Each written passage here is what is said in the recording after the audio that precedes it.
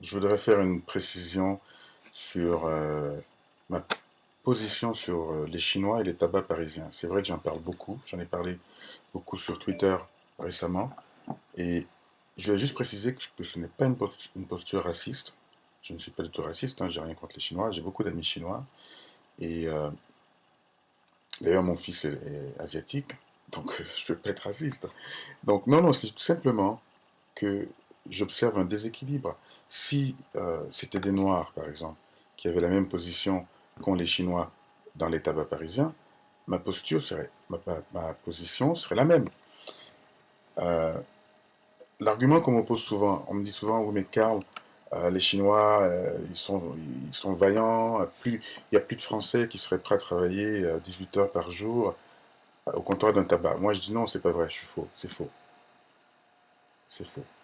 Les Français sont un grand peuple, ils n'ont pas besoin des Chinois pour leur donner des exemples de vaillance, entre guillemets.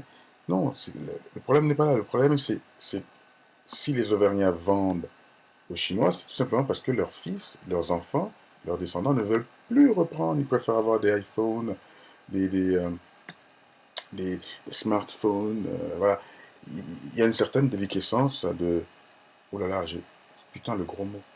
Il y a une certaine déliquescence du travail. Et ça, c'est ça le problème. Le problème, c'est peut-être pas les Chinois, c'est peut-être nos jeunes qui ne savent plus ce que c'est le travail. Oups, pardon. J'ai eu un flash, là, vous avez dit quoi là? Ah, d'accord. Voilà, c'est peut-être ça. Je voulais juste préciser, ce n'est pas du tout une posture raciste. Hein, j'aimerais bien vraiment que ça soit clair. Ok. Voilà, c'est pour ça que j'ai fait cette vidéo.